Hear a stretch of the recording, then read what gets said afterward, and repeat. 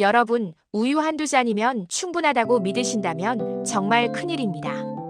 그렇게는 절대 골다공증을 막을 수 없어요. 저는 30년간 뼈 대사와 영양을 연구해온 이정훈 박사입니다. 실제로 우유만 의지하시다가 척추나 고관절 골절로 큰 후회를 하신 분들을 수도 없이 보아왔습니다. 고관절 골절은 3분 중 1분이 2년 안에 세상을 떠날 만큼 치명적입니다. 이건 단순한 넘어짐이 아니라 생명을 위협하는 심각한 문제죠. 특히 우리나라 70대 이상 어르신들의 골다공증 발생률이 급격히 증가하고 있어서 더욱 걱정스럽습니다. 하지만 희망이 있습니다. 올바른 칼슘 섭취법만 안다면 누구나 뼈를 지킬 수 있습니다. 많은 분들이 우유에만 의존하시는데 이건 마치 비가 올 때 구멍 뚫린 우산 하나로 비를 막으려는 것과 같아요. 제가 지난 30년간 연구하면서 발견한 놀라운 사실이 있습니다. 우유보다 10배 이상 칼슘이 많은 음식들이 우리 주변에 널려 있다는 거예요. 게다가 흡수율까지 훨씬 좋은 음식들 말입니다. 오늘은 제가 직접 뽑은 칼슘 폭탄 음식 5가지와 흡수율을 높이는 황금 식단까지 알려드리겠습니다. 이 음식들은 모두 마트에서 쉽게 구할 수 있고 요리법도 간단해서 누구나 따라할 수 있습니다. 제가 연구한 데이터를 보면 이 5가지 음식만 제대로 활용해도 하루 권장 칼슘 섭취량을 충분히 채울 수 있어요. 심지어 우유를 전혀 마시지 않아도 말입니다. 요즘 혹시 뼈 통증이나 허리 통증 겪고 계신 분 계신가요? 제가 오래전에 상담했던 김영호 72세 어르신 이야기를 들려드리겠습니다. 김영호님은 매일 아침 저녁으로 우유 2잔을 꼬박꼬박 챙겨 드셨습니다. 건강에 좋다는 걸 다 해보려고 하시는 분이었어요. 칼슘 보충제도 드시고 멸치볶음도 가끔 해 드시고 말이죠. 그런데도 어느 날 허리가 주저앉는 듯한 통증으로 검사해보니 척추골절이었습니다. 그분은 내가 이렇게 열심히 챙겼는데 왜 이런 일이 생기냐며 크게 낙담하셨습니다. 사실 김영호님 같은 분들이 정말 많으세요. 열심히 하시는데 방법을 모르셔서 효과를 못 보시는 거죠. 이 이야기를 끝까지 들어야 전체 흐름을 알 수 있습니다. 문제는 우유만으로는 충분하지 않다는 점이었죠. 우유 한 컵에는 칼슘이 약 100mg 정도 들어있어요. 성인이 하루에 필요한 칼슘이 800mg인데 우유만으로 채우려면 8잔을 마셔야 한다는 계산이 나옵니다. 게다가 우유 속 칼슘의 흡수율은 생각보다 높지 않아요. 개인차가 있지만 보통 30% 정도만 흡수됩니다. 나머지 70%는 그냥 몸 밖으로 나가버리는 거죠. 이런 사실을 모르고 우유만 믿고 계시는 분들이 너무 많습니다. 이후 김영호님은 멸치가루와 케일을 매일 밥상에 올리고 두부 반모씩 챙기면서 식습관을 바꿨습니다. 처음에는 반신반의하셨어요. 이런 평범한 음식들이 정말 도움이 될까 싶으셨던 거죠. 하지만 제가 알려드린 방법대로 꾸준히 실천하셨습니다. 2달 뒤 골밀도 수치가 좋아지고 허리 통증도 크게 줄어들었습니다. 김영호님은 이렇게 말씀하셨어요. 진작 이런 방법을 알았더라면 고생하지 않았을 텐데 하고요. 실제로 골밀도 검사 결과를 보면 정말 놀라운 변화였습니다. 오늘 이 영상에서 말씀드릴 내용은 여러분의 뼈 건강 관리 방식을 완전히 바꿀 수 있는 중요한 지혜입니다. 끝까지 보시면 왜 지금 당장 식단을 바꿔야 하는지 분명히 알게 되실 겁니다. 마지막에 나올 황금 식단을 모르시면 지금까지의 노력이 의미 없어질 수 있어요. 구독과 좋아요를 눌러주시고 이 채널은 여러분의 건강한 노년을 응원합니다. 이런 중요한 정보를 더 많은 분들이 알 수 있도록 도와주세요. 이렇게 작은 변화만으로도 뼈는 달라집니다. 이제 일상에서 칼슘을 제대로 챙기는 5가지 음식을 하나씩 짚어보겠습니다. 먼저 멸치가루부터 말씀드리겠습니다. 멸치 100g에는 900mg에서 1900mg까지 칼슘이 들어있어요. 이게 얼마나 대단한 수치인지 아시나요? 우유 한 컵의 9배에서 19배에 달하는 양입니다. 한국영양학회 자료에 따르면 멸치는 우유 대비 10배 이상의 칼슘 밀도를 가진다고 발표했습니다. 최미자 69세님은 멸치볶음은 잘 못 드셨지만 멸치가루를 밥에 뿌려 드시면서 칼슘 섭취가 쉬워졌다고 하셨어요. 처음에는 비린내가 날까봐 걱정하셨는데 막상 해보니 고소한 맛이 더해져서 밥맛이 오히려 좋아졌다고 하십니다. 하루 2큰 술, 그러니까 15g 정도를 밥이나 국에 섞어 드시면 충분합니다. 여기서 주의할 점이 있어요. 멸치 자체에 나트륨이 많으니 다른 반찬은 싱겁게 드셔야 합니다. 짜게 먹으면 칼슘이 소변으로 빠져나가거든요. 여러분은 멸치를 어떤 방식으로 드시고 계신가요? 다음은 케일입니다. 케일 100g, 그러니까 20장 정도에 칼슘 200mg이 들어있고 흡수율이 50%에 달합니다. 이게 정말 중요한 포인트예요. 단순히 칼슘 함량만 높은 게 아니라 흡수가 잘 된다는 거죠. 서울대 식품영양학연구에서 케일은 시금치보다 칼슘 흡수율이 10배 높다는 결과가 나왔습니다. 박정혜 74세님은 매일 케일을 쌈으로 드시고 골밀도가 꾸준히 상승했습니다. 박정희님이 처음에 하신 말씀이 케일이 너무 질기고 쓴맛이 난다는 거였어요. 그래서 제가 알려드린 방법이 있습니다. 하루 20장 정도 생쌈이나 살짝 데쳐서 무침으로 활용하시면 됩니다. 케일을 조리할 때는 오래 데치면 수용성 비타민이 손실되니 3분 이내로 조리하세요. 끓는 물에 살짝 데쳐서 참기름과 마늘로 무치면 정말 맛있어요. 혹시 케일을 주스로만 드시진 않으셨나요? 주스로 만들면 섬유질이 없어져서 아쉬워요. 세 번째는 칼슘 강화 치즈입니다. 강화 치즈 한 장에는 300mg에서 500mg의 칼슘이 들어있어요. 유제품 속 칼슘은 흡수율이 30%에서 40%로 생선보다 높다는 보고가 있습니다. 윤동호 68세님은 우유를 못 드셔서 치즈 2장으로 칼슘을 채웠습니다. 윤동호님은 유당 불내증이 있으셔서 우유만 마시면 속이 불편하셨어요.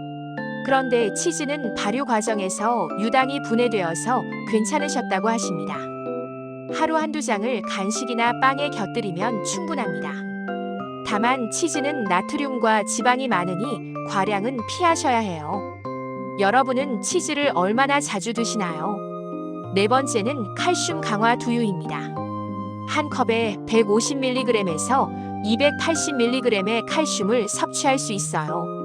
대한영양사협회는 두유 속 이소플라본이 골다공증 예방에 효과가 있다고 발표했습니다.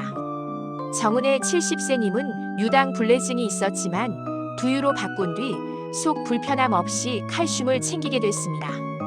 정은희님은 평생 우유를 좋아하셨는데 나이가 들면서 속이 불편해지셨어요. 그래서 두유로 바꿨더니 오히려 더 좋아하게 되셨다고 하십니다.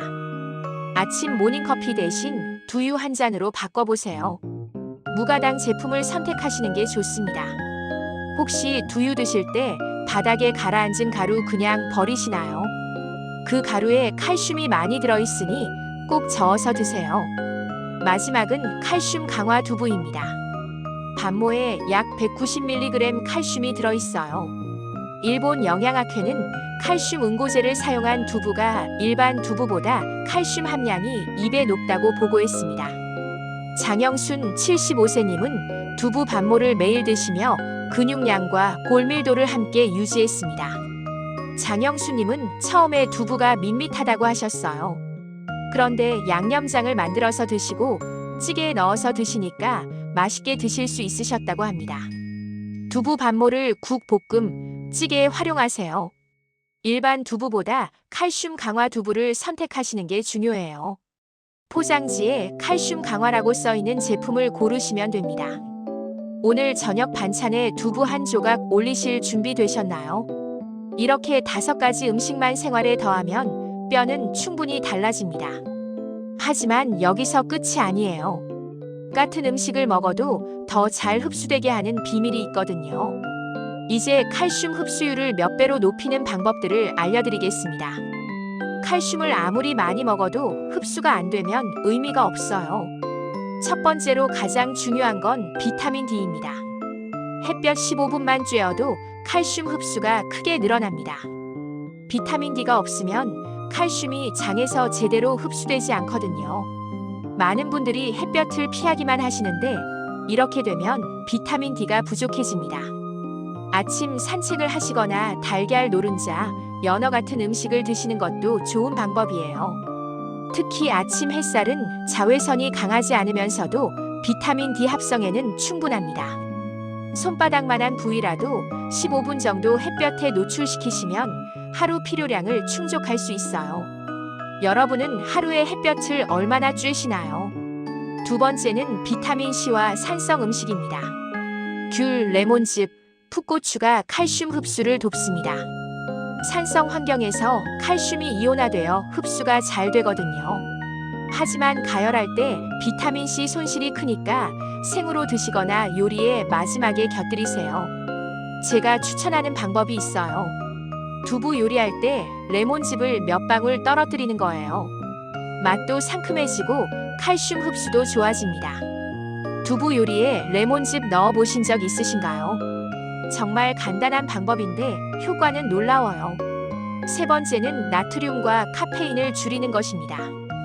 짜게 먹으면 칼슘이 소변으로 빠져나갑니다. 나트륨 1g당 칼슘 23mg이 손실된다는 연구 결과가 있어요. 커피도 하루 2잔 이상은 피하시는 게 좋습니다. 카페인이 칼슘 흡수를 방해하거든요. 간은 싱겁게 하시고 음료는 보리차로 바꿔보세요. 보리차에는 칼슘 흡수를 돕는 미네랄이 들어있어요. 혹시 오늘 드신 음식과는 짜지 않았나요? 한국인 평균 나트륨 섭취량이 권장량의 2배가 넘는다고 해요. 네 번째는 규칙적인 운동입니다. 가벼운 걷기만 해도 칼슘이 뼈로 잘 이동합니다. 뼈에 적당한 자극을 주면 칼슘을 받아들이는 능력이 높아져요. 하지만 일주일에 하루 이틀만 해서는 효과가 없습니다. 꾸준함이 가장 중요해요. 하루 30분 빠르게 걷기만 해도 충분합니다. 계단 오르기도 좋은 운동이에요. 체중이 실리는 운동이 뼈 건강에 특히 도움이 됩니다. 수영은 심폐지구력에는 좋지만 뼈 건강에는 걷기만 못해요. 오늘은 몇 분이나 걸어보셨나요? 다섯 번째는 단백질 균형입니다. 칼슘만큼 중요한 것이 단백질이에요. 뼈는 칼슘만으로 만들어지는 게 아니라 단백질 골격 위에 칼슘이 쌓이는 구조거든요. 하지만 지나치게 많이 먹으면 오히려 칼슘 배출이 늘어납니다. 체중 1kg당 1g 정도가 적당해요. 60kg이시면 하루 60g 정도죠. 두부, 생선, 달걀을 골고루 활용하시면 됩니다. 특히 두부는 단백질과 칼슘을 동시에 섭취할 수 있어서 일석이조예요. 오늘 단백질은 충분히 챙기셨나요? 이 5가지만 기억하시면 같은 양의 칼슘을 먹어도 훨씬 큰 효과를 얻을 수 있습니다. 칼슘 많은 음식을 먹는 것도 중요하지만 흡수가 잘 되게 하는 것도 똑같이 중요해요. 이제 이 모든 걸 종합해서 실제 하루 식단을 어떻게 구성하면 좋을지 알려드리겠습니다.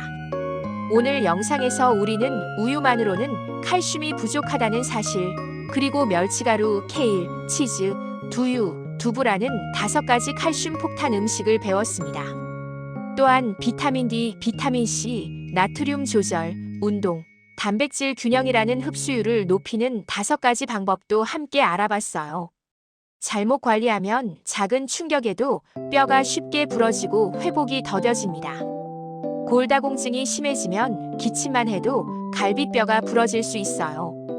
척추 압박 골절이 생기면 키가 줄어들고 등이 굽어지죠. 고관절 골절은 더 심각해서 수술 후에도 예전 생활로 돌아가기 어려워집니다. 하지만 제대로 관리하면 단단한 뼈와 활기찬 생활을 누릴 수 있습니다. 70대, 80대가 되어도 등이 곱고 걸음걸이가 씩씩한 분들을 보세요. 그분들은 젊었을 때부터 뼈 건강을 잘 챙기신 분들이에요. 골밀도가 좋으면 넘어져도 부러지지 않고 활동량이 많아져서 전체적인 건강도 좋아집니다. 오늘 당장 실천할 수 있는 한 가지는 하루 한 끼를 칼슘 폭탄밥으로 바꿔보는 것입니다. 멸치가루 2큰술, 두부 반모, 케일 한 줌만으로도 시작할 수 있어요. 이렇게만 해도 하루 권장 칼슘의 70%는 채울 수 있습니다. 아침에는 두유 한 잔과 치즈 한 장을 드세요. 점심에는 밥에 멸치가루를 뿌리고 케일 쌈을 곁들이세요. 저녁에는 두부찌개나 두부조림을 만드시면 됩니다. 여기에 매일 15분씩 햇볕 쬐기와 30분 걷기를 더하면 완벽한 뼈 건강 관리 프로그램이 완성됩니다. 간식으로는 귤이나 키위 같은 비타민C 풍부한 과일을 드시고 저녁 식사 후에는 가벼운 산책을 하세요. 주말에는 장을 볼 때도 걸어서 다니시면 운동과 일석을 함께 하는 셈이죠. 가장 중요한 건 꾸준함입니다. 하루 이틀 하고 말면 소용없어요. 최소 3개월은 꾸준히 하셔야 골밀도 검사에서 변화를 확인할 수 있습니다. 6개월 후에는 확실한 차이를 느끼실 수 있을 거예요. 제가 상담한 분들 중에서 이 방법을 꾸준히 실천하신 분들은 모두 좋은 결과를 얻으셨어요. 골밀도가 개선되는 것은 물론이고 허리나 무릎 통증이 줄어들고 전체적으로 활력이 생겼다고 하십니다. 오늘 말씀드린 내용 중에서 가장 기억에 남는 건 무엇인가요? 그리고 여러분은 오늘 소개한 5가지 중 어떤 음식을 가장 먼저 실천해 보시겠습니까? 댓글로 남겨주시면 다른 분들에게도 큰 힘이 됩니다. 여러분의 뼈 건강 이야기도 들려주세요.